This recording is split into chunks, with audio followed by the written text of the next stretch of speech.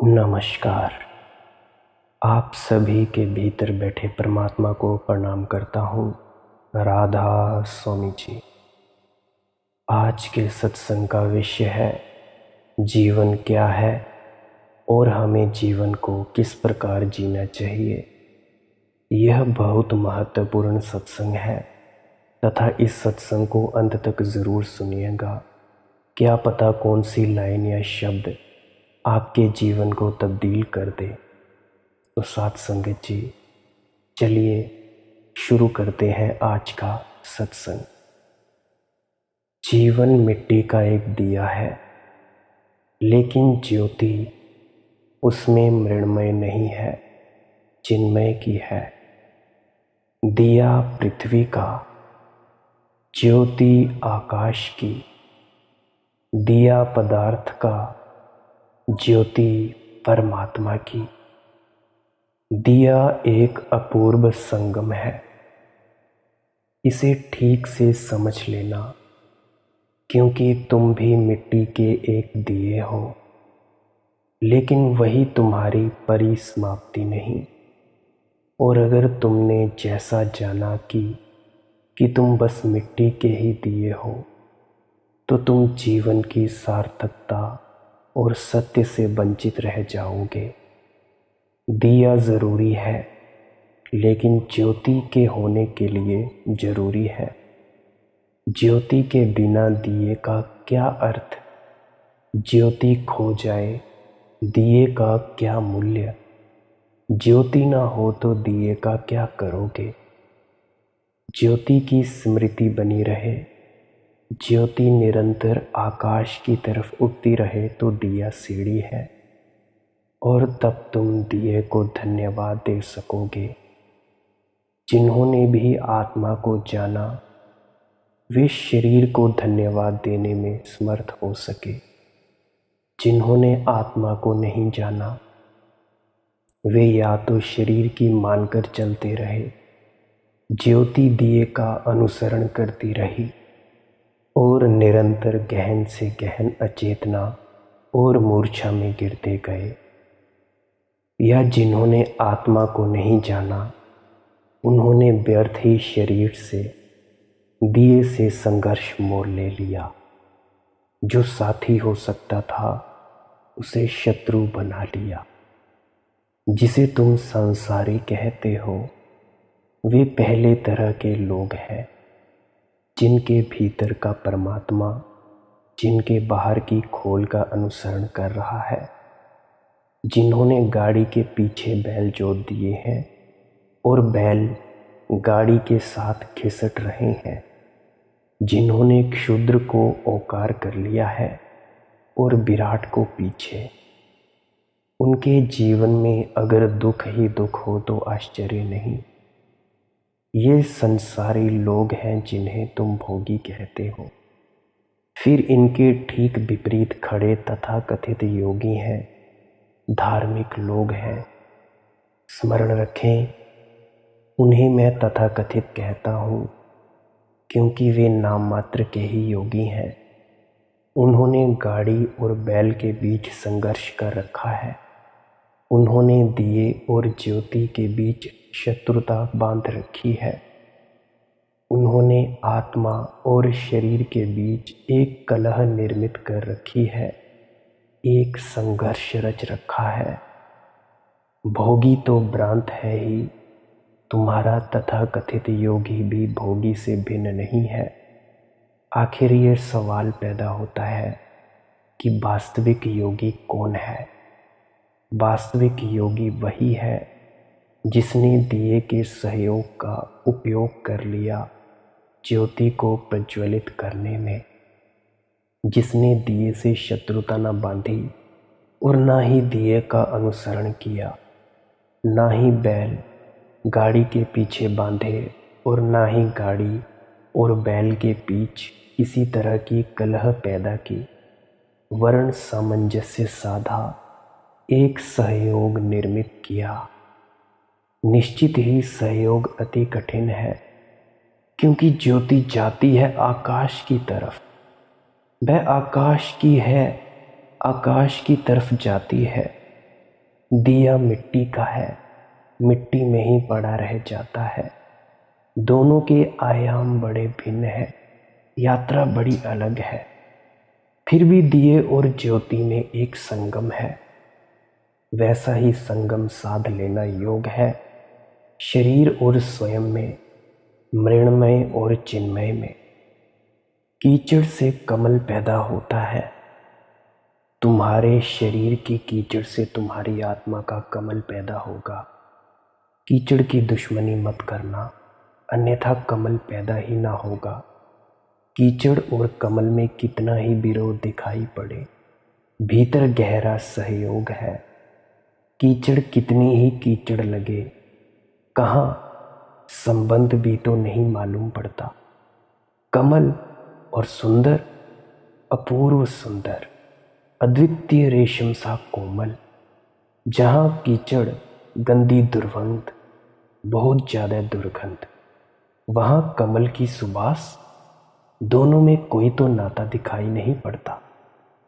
और अगर तुम जानते न हो और कोई कीचड़ का ढेर लगा दे और कमल के फूलों का ढेर, और तुमसे कहे कि इन दोनों में कोई संबंध दिखाई पड़ता है, तो तुम भी कहोगे कि इन दोनों में कैसा संबंध, कहाँ कीचड़ और कहाँ कमल। लेकिन तुम जानते हो, कीचड़ से कमल पैदा होता है, मृण्मय से चिन्मय का जागरण होता है। कीचड़ से कमल पैदा होता है, इसका अर्थ ही यह हुआ कि कीचड़ के गहरे में कमल छिपा है, अन्यथा पैदा कैसे होगा। इसका अर्थ यही हुआ कि कीचड़ ऊपर ऊपर से गंदी दिखाई पड़ती है, भीतर तो कमल जैसी ही होगी। इसका अर्थ हुआ कि दुर्गंध ऊपर का परिचय है, सुगंध भीतर का परिचय है। शरीर को ही तुमने अगर देखा तो तुम कीचड़ पर ही रुक गए और कमल से अपरिचित रह गए। अगर तुमने शरीर से शत्रुता की और शरीर को दबाने और गलाने में लग गए, तो भी तुम वंचित रह जाओगे, क्योंकि उस संघर्ष से कमल पैदा ना होगा। कमल तो पैदा होता है कीचड़ के सहयोग से। इस सहयोग का नाम ही योग की कला है। योग अस्तित्व की दुई के बीच एक को खोज लेने की कला है। जहाँ दो दिखाई पड़े अत्यंत विपरीत, वहाँ भी एक के ही सेतु को देख लेना, एक के ही जोड़ को देख लेना, वही योग की परम दृष्टि है। इसीलिए मैं निरंतर कहता हूँ, तुम्हारे भीतर छिपा हुआ काम ही तुम्हारे भीतर का राम बन जाएगा। तुम्हारे भीतर संभोग की वासना ही तुम्हारे अत्यंतिक खिलावट के क्षण में तुम्हारी समाधि बन जाएगी। तुम्हारी कीचड़ तुम्हारा कमल होने को है। लड़ो मत, संभालो, अन्यथा तुम काटने पीटने में लग जाओगे।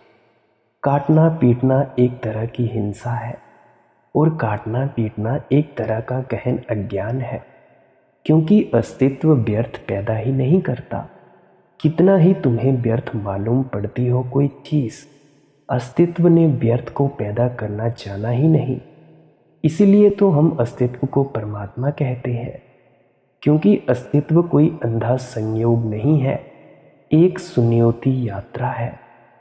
अस्तित्व कोई अंधी दौड़ नहीं, एक नियति है, एक परम ऋतु, एक परम नियम काम कर रहा है।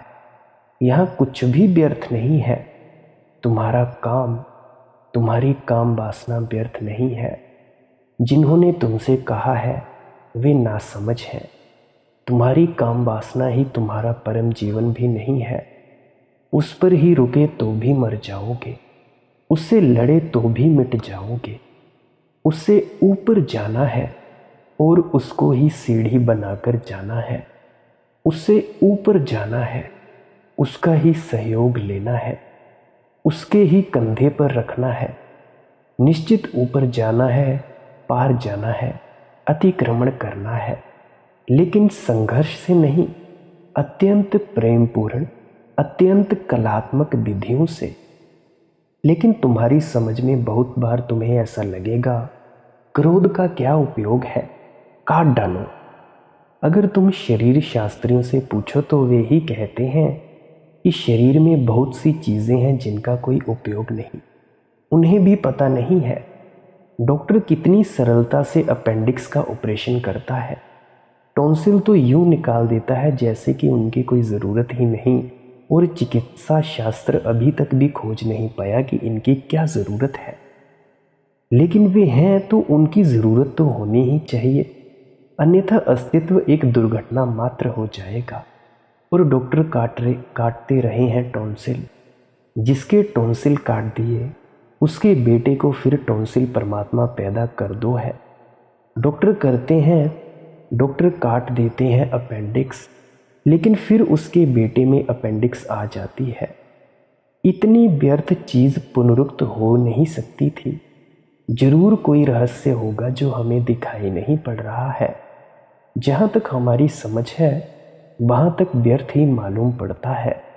डॉक्टर के पास जाओ, वह पहले ही देखता है कि अपेंडिक्स निकाल दें, कि टॉन्सिल निकाल दें, कि दांत निकाल दें, कुछ न कुछ निकालने पर लगा है। जो डॉक्टर की मनोदशा है वही तुम्हारे धर्मगुरु की मनोदशा है। तुम जाओ उसके पास, वह फौरन बताने को तैयार है कि क्रोध अलग करो, काम वासना का त्याग करो, लोभ छोड़ो, हिंसा छोड़ो। वह भी काटने को लगा है। सर्जरी शरीर पर भी चल रही है और आत्मा पर भी चल रही है, लेकिन गहरे जाना है वे इसके विरोध में है। इस्लाम शरीर के किसी भी अंग को काटने के विरोध में है, क्योंकि इस्लाम में एक बड़ी महत्वपूर्ण धारणा है, वह योग की भी धारणा है। शायद इस्लाम तक योग से ही पहुंची होगी, क्योंकि इस्लाम तो नया है, योग अति प्राचीन है। इस्लाम की धारणा है कि परमात्मा के पास जब तुम जाओगे तो वह तुमसे पूछेगा कि तुम पूरे वापस लौटे हो या नहीं।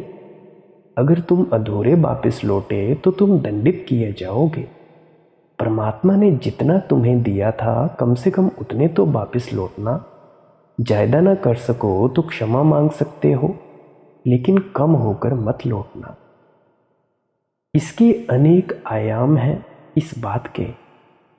निश्चित ही परमात्मा ने जितना तुम्हें दिया है उतना तो कम से कम लौटा ले जाना। उसको काट मत लेना। उसे बढ़ा सको तो ठीक, बीज दिया था, अगर फूल हो सके तो ठीक, लेकिन कम से कम बीज तो लौटा देना। जीसस की एक बड़ी प्राचीन कथा है। जीसस निरंतर उसे दोहराते थे कि एक बाप अपने 3 बेटों में संपत्ति बांटना चाहता था, लेकिन निश्चय न कर पाता था कि कौन योग्य और कौन सुपात्र है। तीनों ही जुड़वा पैदा हुए थे, इसलिए उम्र से तय न किया जा सकता था। तीनों एक से बुद्धिमान थे, तो उसने एक फकीर से सलाह ली। फकीर ने उसे एक गुर बताया। उसने बेटे से कहा कि मैं तीर्थ यात्रा पर जा रहा हूँ, और बेटों को उसने कुछ बीज दिए, फूलों के बीज, और कहा कि संभाल कर रखना, जब मैं लौट आऊं तब मैं तुमसे वापस मांगूंगा। पहले बेटे ने सोचा कि इन बीजों को कोई बच्चे उठा लिए, कोई जानवर चर गया, तिजोरी में बंद कर देते हैं। तिजोरी में बंद करके उसने रख दिए, निश्चिंत हो गया। लोहे की तिजोरी, चोरों का भी क्या डर, और कौन चोर लोग की तिजोरी तोड़कर बीज चुराने आएगा। मैं निश्चिंत रहा, बाप आएगा लौटा देंगे। दूसरे ने सोचा कि तिजोरी में रखूं, बीज सड़ सकते हैं, और बाप ने ताज़ा जीवित बीज दिए हैं और मैं सड़े लौटाऊं, यह तो लौटाना ना हुआ। क्या करूं, बीज जीवित कैसे रहें। उसने सोचा बाजार में बेच दूं, तिजोरी में रुपए रख दूं, जब बाप वापिस आएगा बाजार से बीज खरीद कर लौटा देंगे। तीसरे ने सोचा कि बीज का अर्थ ही होता है होने की संभावना। बीज का अर्थ ही होता है जो होने को तत्पर है, जिसके भीतर कुछ होने को मचल रहा है। तो बाप ने बीज दिए हैं, मतलब साफ है कि इन्हें इतना ही जिसने रखा वह नासमझ है। ये तो बढ़ने को राजी थे, ये तो फूल बनने को राजी थे, और एक बीज से करोड़ बीज पैदा होने को राजी थे। पता नहीं बाप कब लौटे, तीर्थ लंबा है, यात्रा वर्षों लेंगी। उसने बीज बो दिए। 3 वर्षों बाद वापस लौटा पिता। पहले बेटे को उसने कहा। उसने तिजोरी की चाबी दे दी। खोल ली गई वो तिजोरी। करीब करीब बीज सड़ चुके थे। न हवा लगी, न सूरज की रोशनी लगी, और किसी ने उन पर ध्यान ही ना दिया। 3 वर्ष तक तिजोरी जो लोहे की थी। बीज कोई लोहे की तिजोरियों में बंद करने को थोड़ी ही है। उन्हें खुला आकाश चाहिए, हवा की पुलक चाहिए, रोशनी चाहिए, तो वे जिंदा रह सकते हैं। वे सड़ गए थे, और जिन बीजों से फूलों की अपूर्व सुवास पैदा हो सकती थी, उनकी जगह उस तिजोरी ने सिर्फ दुर्गंध निकली, सड़े हुए बीजों की दुर्गंध। बाप ने कहा, तुमने संभाला तो, लेकिन संभाल ना पाए। तुम मेरी संपत्ति के अधिकारी ना हो सकोगे। तुम नासमझ हो। जितना मैंने तुम्हें दिया उतने भी तुम वापस ना कर पाए। ये बीज तो समाप्त हो गए। इनमें अब एक भी जीवित नहीं है। अब इनको बोओगे तो कुछ भी पैदा ना होगा। ये तो राख है, और मैं तुम्हें बीज दे गया था। बीज थे जीवंत, उनमें संभावना थी बहुत होने की। इनकी सारी संभावना खो गई है। सिर्फ राख है, इनके कुछ भी नहीं हो सकता। ये कब्रें हैं। दूसरे बेटे ने कहा। दूसरा बेटा भागा बाजार रुपए लेकर, बीज खरीद कर ले आया। ठीक उतने ही बीज जितने बाप दे गया था। बाप ने कहा कि तुम थोड़े कुशल हो, लेकिन तुम भी काफ़ी नहीं, क्योंकि जितना दिया था उतना भी लौटाना भी कोई लौटाना है। यह तो जड़ बुद्धि भी कर लेता। इसमें तुमने कुछ बुद्धिमत्ता न दिखाई, और बीज का तुम राज न समझे। बीज का मतलब ही यह है कि जो जायदा हो सकता था उसे तुमने रोका और जायदा ना होने दिया। तुम पहले से योग्य हो, लेकिन पर्याप्त नहीं। तीसरे बेटे से पूछा कि बीज कहाँ है। तीसरा बेटा बाप को भवन के पीछे ले गया, जहां सारा बगीचा फूलों और बीजों से भरा था। उसके बेटे ने कहा, ये रहे बीज, आप दे गए थे। मैंने कहा इन्हें बेचकर रखने में मौत हो सकती है। इन्हें बाजार में बेचना उचित ना मालूम पड़ा, क्योंकि आप सुरक्षित रखने को कह गए थे, और फिर आपने चाहा था कि यही बीज वापस लौटाए जाएं। बाजार से तो दूसरे बीज वापस लौटेंगे, वे वही ना होंगे। फिर वे उतने ही होंगे जितना आप दे गए थे। तो मैंने तो बीज बो दिए थे, अब ये वृक्ष हो गए हैं। इनमें बहुत बीज लग गए हैं, बहुत फूल लग गए हैं। 1000 गुना करके आपको वापस लौटाता हूँ। स्वभावतः तीसरा बेटा बाप की संपत्ति का मालिक हो गया। इस्लाम कहता है, परमात्मा ने तुम्हें जितना दिया है कम से कम उतना लौटाना। अगर बढ़ा सको तब तो बहुत। और इस आधार पर इस्लाम सर्जरी पसंद नहीं करता। एक बड़ी अनूठी कहानी सुनी है मैंने, सच ना भी हो फिर भी बड़ी गहराई से सच्चाई को छूती है। ब्रिटिश राज्य के ज़माने में लाहौर में एक बहुत बड़ा सर्जन था। वो अंग्रेज था, और पठान तो ऑपरेशन के बिल्कुल खिलाफ थे। अंगुली भी कट जाए तो वे संभाल कर रखते हैं उसे। जब आदमी मर जाता है, उसकी अंगुली को उसकी अंगुली में जोड़कर लाश में रखते हैं, क्योंकि परमात्मा कहेगा, पूरा अंगुली कटी है, अंगुली कहाँ गई? जितना दिया था उतना वापस नहीं लाए। अपंग, अधूरे, खंडित, तुम किस मुंह से आए हो? अखंड जाओ, तो ही परमात्मा के द्वार पर स्वीकृत होगी। पठान तो सीधे सादे गैर पढ़े लिखे लोग हैं। उन्होंने इसका बिल्कुल स्थूल अर्थ अकड़ा है, तो वे उंगली भी कट जाए उसको भी संभाल कर रखते हैं। एक पठान का पैर सड़ गया किसी भयंकर बीमारी में, और अगर पैर ना काटा जाए तो वह पठान पूरा सड़ जाएगा। सर्जन ने बहुत समझाया, लेकिन पठान ने कहा कि नहीं, मैं मरूंगा फिर अधूरा मरूंगा। लंगड़ा तो परमात्मा क्या कहेगा? और बड़ी हंसी होगी। और भी पठान वहां मौजूद होंगे कयामत के दिन, और वे सब कहेंगे, अरे पठान होकर और आधा पैर कहाँ? सर्जन ने समझाने को क्योंकि यह पठान तो ना समझता है, इसकी कुछ अकल में नहीं है, वह मरेगा पूरा। उसने कहा कि तुम ऐसा करो, घबराओ मत, मैं तुम्हारे पैर को संभाल कर रख लूँगा। उसने जाकर अपनी प्रयोगशाला में बताया, कई अंग उसने संभाल कर रखे थे। पठान को थोड़ा भरोसा हुआ और पठान ने कहा कि जब मैं मरूं तो कृपा करे ये पैर मेरा वापस लौटा दिया जाए। मेरे घर के लोग आएंगे, यह पैर उन्हें दे दिया जाए, क्योंकि मैं अधूरा न जाना चाहूँगा। सीधे साधे पठान। बड़े महत्वपूर्ण विचार को भी उन्होंने अपनी सादगी के ढंग से पकड़ा है। खैर, ऑपरेशन हो गया। पठान हर वर्ष आता रहा देखने की पैर संभाल कर रखा गया है या नहीं। पैर संभाल कर ही रखा गया था और धीरे धीरे उसकी सरलता पर उस चिकित्सक को भी बड़ा प्रेम और करुणा आ गई। पहले तो उसने ऐसे ही कहा था बात बात में, लेकिन फिर उसने संभाल कर ही रखा था। लेकिन संयोग की बात, उसकी प्रयोगशाला में आग लग गई और सब जल गया। उसने बहुत कोशिश की कि कम से कम पठान का पैर बच जाए, क्योंकि वह नासमझ किसी भी दिन खड़ा हो जाएगा तो मुसीबत खड़ी होगी। लेकिन वह नहीं बच सका, पैर भी नहीं बच सका, पूरी प्रयोगशाला जल गई। उसकी रिटायरमेंट का वक्त आ गया। वह रिटायर भी हो गया और लंदन वापस चला गया।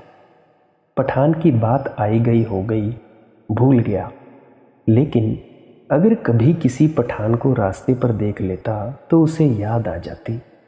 न केवल याद आती, बल्कि उसके मन में एक पीड़ा भी होती कि पता नहीं पठान ही सही है और परमात्मा पूरे आदमी को मांगता हो तो मैं कसूरवार हो गया। वैज्ञानिक आदमी था, इस पर कुछ भरोसा नहीं था, लेकिन फिर भी अंतःकरण, कितने ही तुम वैज्ञानिक हो जाओ, अंतःकरण तो मनुष्य का ही होता है। इतना ही तर्क का जाल फैल जाए, भीतर हृदय तो वैसा ही अनुभव रहता है जैसा छोटे बच्चों का। उसे चिंता पकड़ती थी। कभी कभी किसी पठान को देख के उसे लगता था कि मैंने एक अच्छा काम किया या बुरा काम किया, संदिग्ध है। एक रात वह सोया। कोई 2 बजे रात अचानक किसी ने उसे हिलाकर जगाया। उसने आंख खोली, वह पठान खड़ा है। घबरा गया। दरवाज़ा बंद है, ताले पड़े हैं। पठान कहाँ से अंदर घुस आया? और पठान बहुत नाराज़ है और उसने इशारा किया कि मेरा पैर, और अपना कटा हुआ पैर बताया। चिकित्सक को कुछ सूझा नहीं।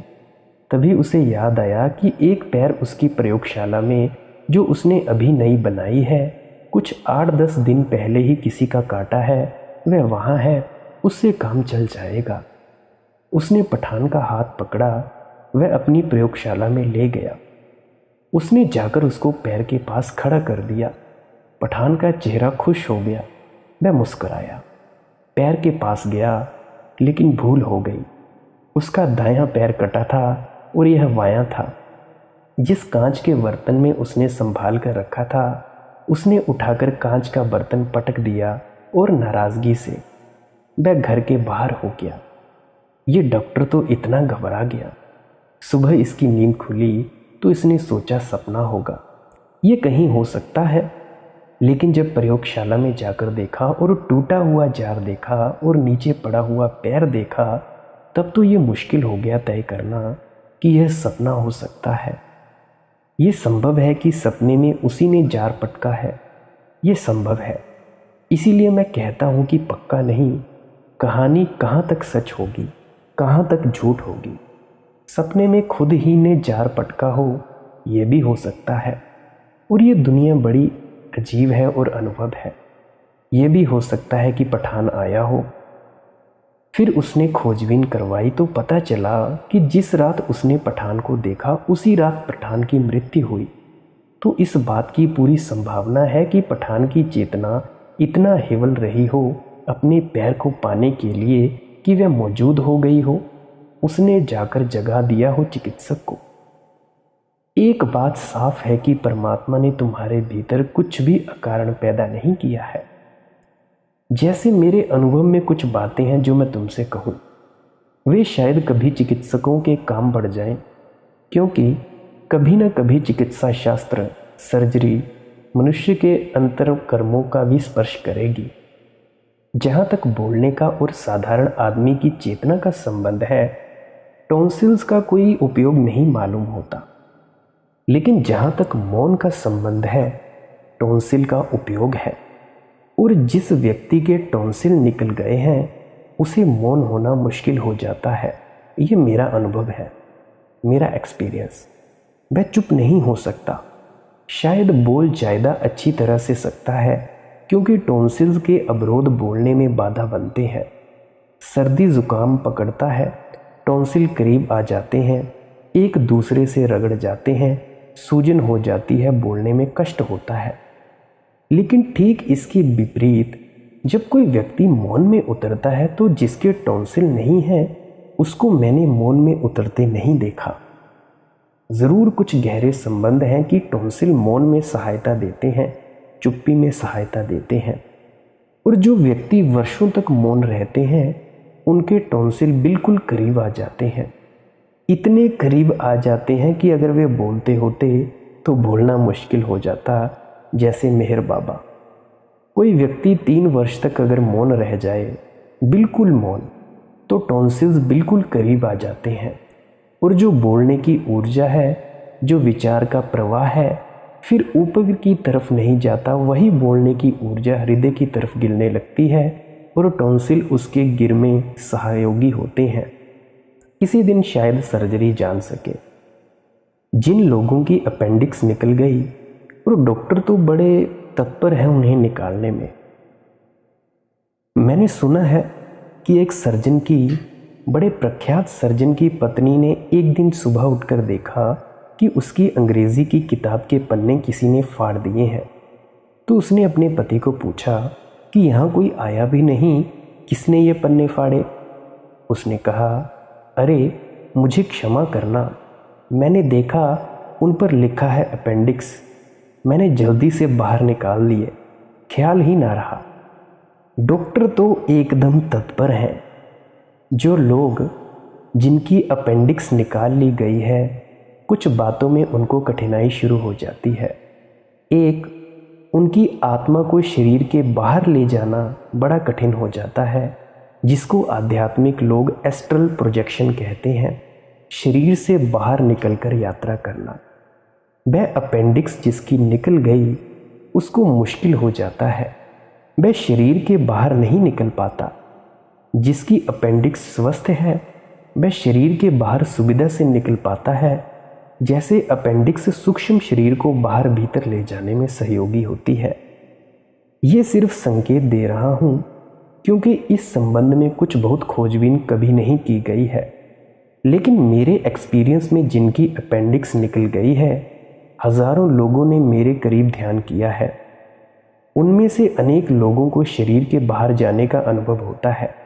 जब भी किसी को शरीर के बाहर जाने का अनुभव होता है तब मैं निश्चिंत पूछता हूँ कि उनकी अपेंडिक्स की क्या हालत है। तो मैंने सदा पाया जिनकी निकल गई उनको बाहर जाने का अनुभव कभी नहीं होता, जिनकी नहीं निकली है और स्वस्थ है उनको ही बाहर जाने का अनुभव होता है। और ये एक बड़ा मूल्यवान अनुभव है। शरीर के बाहर जाकर जो अपने शरीर को पड़ा हुआ देख लेता है उसकी शरीर मूर्छा सदा के लिए टूट जाती है। ऐसा प्रतीत होता है कि अपेंडिक्स सेतु है, जोड़ है, और उस जोड़ के गिर जाने पर सूक्ष्म शरीर का बाहर निकलना, भीतर आना कठिन हो जाता है। इसीलिए योग भी शरीर के किसी अंग को काटने के पक्ष में नहीं है। और जो बात सच है शरीर के संबंध में, उससे भी ज़्यादा सच वही बात है मन के संबंध में। तुमने कभी सुना है कोई नपुंसक आदमी ब्रह्म ज्ञान को उपलब्ध हुआ हो? अगर नहीं सुना है तो इसके बारे में हम चर्चा कल के सत्संग में करेंगे।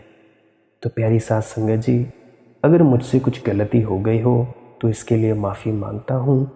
अगर आपको इससे कुछ अच्छी जानकारी मिली है इस वीडियो से तो अपने मित्रों परिजनों तक ज़रूर पहुँचाएं। अंत में आपके अंदर बैठे परमात्मा को नमस्कार करता हूँ। राधा स्वामी जी।